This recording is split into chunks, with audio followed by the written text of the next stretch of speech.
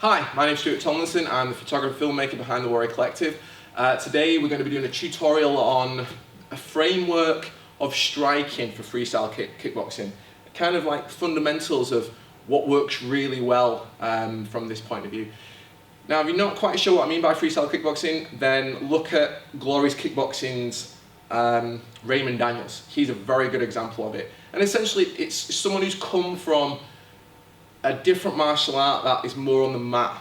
Okay, so someone who's come from karate or taekwondo or just one of the art forms that when you start off, you fight on the mats. So when you fight on the mats, whether it's like continuous kickboxing or taekwondo, you adopt a very different stance. The ring isn't there to cut you down, and more often than not, it's not a full contact fight. So the game plan is a little bit more hit and run. So the stance is different to what you would find in a lot of traditional Muay Thai or traditional full contact or even K1. Okay, so first of all, let's look at the stance. Okay, so the stance, if I'm facing my partner, and today this is Mike, obviously if you've watched any of the tutorials, you'll know who he is now. Mike's holding the kick shield. Now, this tutorial I'm going to be using the kick shield because I want to demonstrate its application for full contact fighting. Okay, mat sports are very well known for leg control and tippy tappy. You know, you only need to watch Kickboxer to know that bit. Van Damme starts off a little bit tippy tappy until he trains with Tong Po. But it can be used to good effect. Okay, and it's horses of courses. There are strengths in it and there are inherent weaknesses. Okay, so again, going back to the stance. When you're in a freestyle stance, you're much more side on. Yeah, you're much more side on, and it's almost like fencing. You can shoot in and you can come back out. So a freestyle fighter will often be on the toes all the time, moving in and out, shooting back, and changing the range. They want to keep that length. They're more often than not working off the legs. You know, they're big, you know, single kick or using that as an entry point into the combination. Okay, so they can be very frustrating to fight with because whenever you step forward, they catch you that lead leg and then they're off. Unless they come forward and blast or work a combination, you'll feel that they're very hit and run. Okay, so let's just go over a bit of a framework now. So if my partner's here, then we can start off with the side kick. Now, again, one of the things that the freestylists will do that you'll find more in them than in other systems is that they switch a lot. They switch a lot. And when they switch, they're kind of happy kicking with either leg, usually. They'll always have a stronger leg, but they're quite happy to kick with both.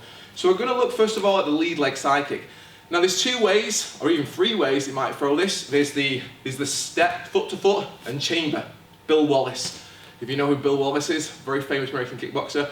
And because he had a condition which meant one leg was not quite as effective as the other, he perfected the chamber on his lead leg. So his chamber was amazing and they fired everything from his chamber. So he used this step and this chamber and then they pop that side out and back from there. The problem with that is it's easy to see coming and obviously if you're slow about it, you know, you can get swept, and if catches are allowed, you know, you might even get that caught. Okay, but it does have its use. The other way that they do that with the same sort of chamber is rather than stepping foot to foot, they step past the foot. Now if you notice here when I step past my foot, it loads my hip up and then again I can hit quite hard with that side kick. So I step past my foot and drive that side kick out. Again, it needs a bit of movement, needs a bit of space, but again, you will find some fighters do it. It's not, the downside to it is that the step's easily seen. But if it's not seen, it can add length and power to the kick. Most of the time though, the freestyle fighter is going to want it hidden. So they put the weight back and they slide with a minimal chamber. So they almost chamber and then kick. So again, you'll see fighters like Raymond Daniels, he's here, he slides and then kicks and he locks that leg out. Same on this side, when I'm here, slide and hit. When I'm here, slide and hit. So that side kick then becomes a really strong weapon. It's long, I'm out of danger, and it's very effective at someone who's good at it. It hits nice and hard, hits with a heel. So from that now, there's also, from this position here, is the turning back kick. Again, when I'm side on, I've got the advantage that I only need to turn my front foot, just like in Taekwondo, to deliver that back kick. And I can do the same from this stance. I turn my front foot, look, and then deliver that back kick. So again, you're on your toes, you can turn the foot and hit. On your toes, turn and hit. Okay, so it's very easy to do when you're side on. Okay. Next one, of course, is if you see the opportunity and you're here and there's an opening come up on this side, then you can quickly step from this side on, deliver the kick, and then come back again in and out of danger. So I'm here, I see the opportunity, I'm side on, step, kick, and then come back. If I'm in this side, obviously here, if I see the opening, I step through him, pivot, and then come back. Again, I'm here, in and out of danger, see the opportunity, step through him, kick, and then come back.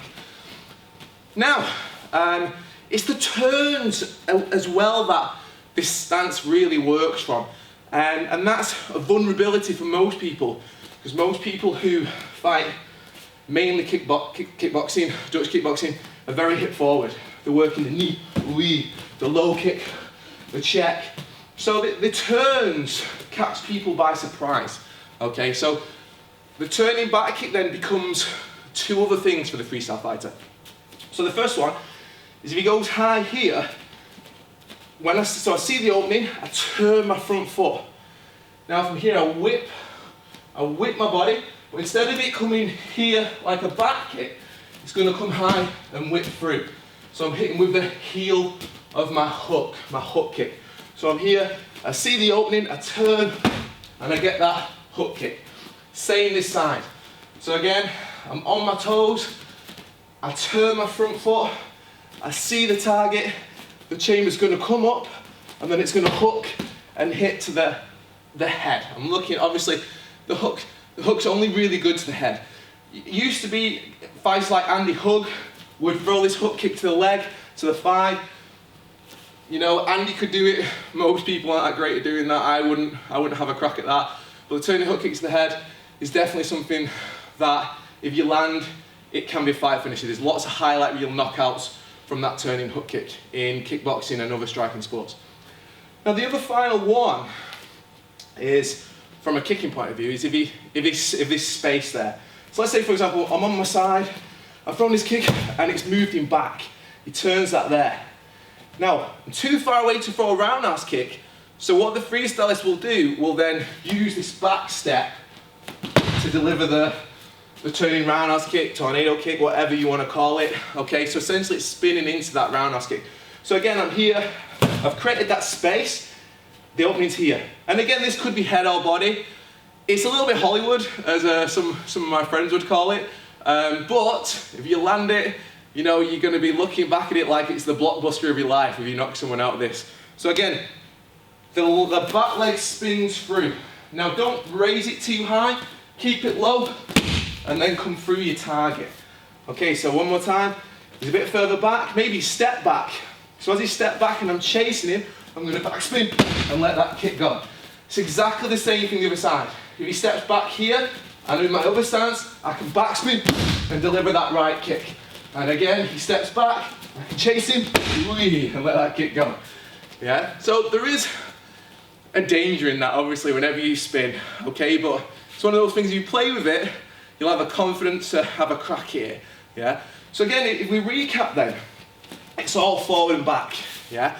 Now, if my partner comes forward at me, then I've got the option of maintaining this distance and then attacking back. Or, as he comes forward, I can counter. So I could throw the back kick or the jump back kick. So if I'm here and he suddenly comes forward, I can jump to meet him, yeah?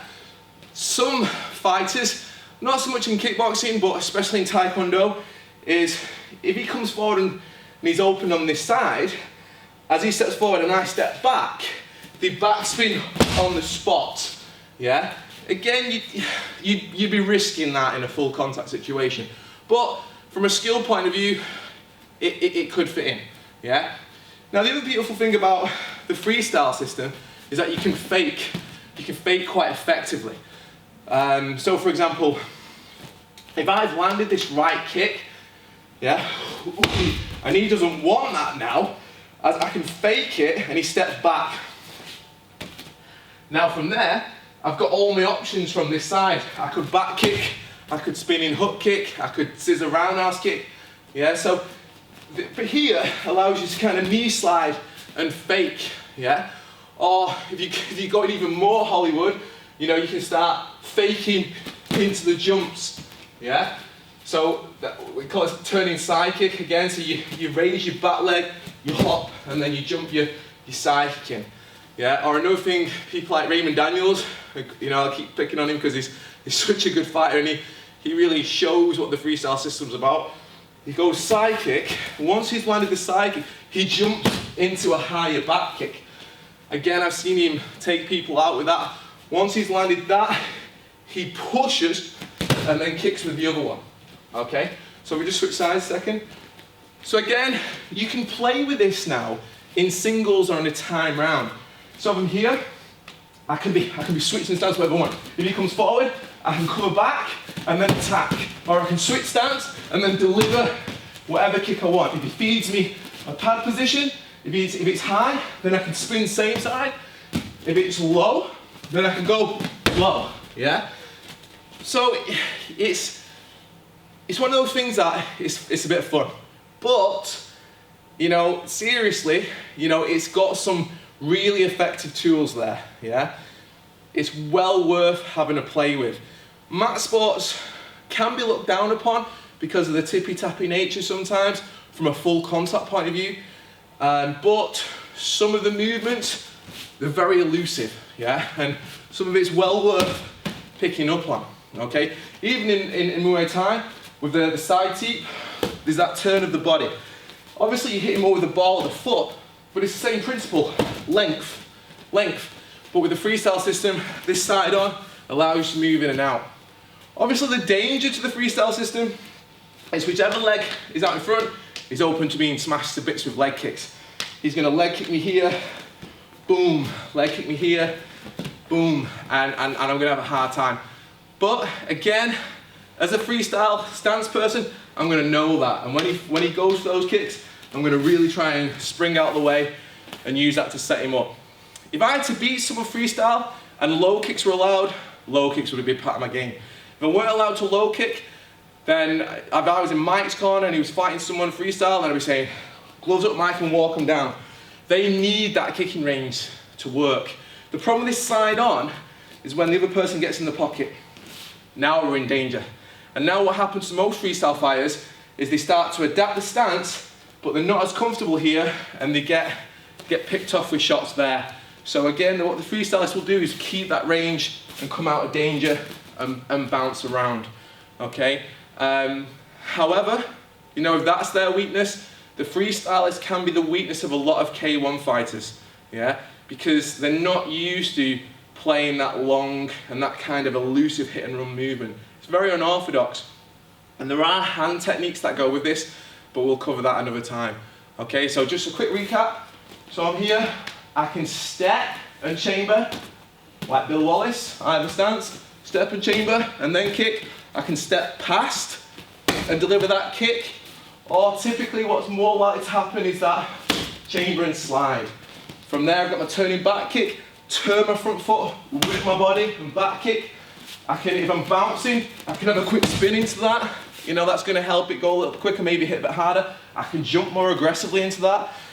If he turns the pad to my power side, then I'm going to deliver my back kick.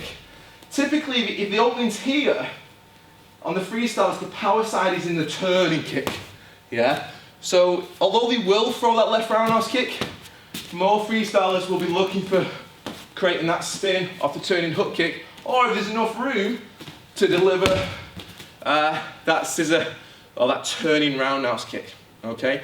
But again, play with it, you know, he moves back, I can come forward, or I can feint and switch stance. He moves forward, I move back, catch him on the counter, and then you can drill it and get used to making these shots count, yeah? Again, we're using that kick shield because we want a bit of power in it, yeah? You can use the paddles, but I prefer the kick shield for this kind of work, yeah? It's translating the freestyle kickboxing into full contact shots, okay? Okay, I hope you enjoyed it. It's a bit different, and again, some people are going to look at it and think, oh, you know, his stance is all wrong, you know, boxer would take him out, Muay Thai fighter would take him out. I'm not going to disagree with you. that stance has weaknesses, yeah? But if you look at the rule sets which you're competing under, you might find some of it of use, yeah? Where Thai boxing is concerned, with the low kick and the clinch, it's going to be pretty ineffective. However, you can utilize some of it quite well, K1, American style kickboxing, full contact kickboxing, you know, and you know, more nowadays MMA. You know, you'll see MMA fighters training much more freestyle than Thai, because that long stance allows for much more elusive movement and scoring big shots as opposed to combinations, because you've got to be aware of every shot being able to put you down. And obviously takedowns, it's good for footwork. But yeah, I hope you've enjoyed it. Let me know what you think about it in the comment section below. Obviously, I'm one of these people that kind of puts labels on things. So freestyle kickboxing, Dutch kickboxing, K1 kickboxing, it is all kickboxing, but let me know what you think of this kind of framework. Is it the sort of thing that you enjoy? Does it work for you? As with all the tutorials, check them out on the Warrior Collective. There's some fantastic instruction videos already on there. Watch them, let me know what you think. I hope you enjoyed this one. Thank you. Ish.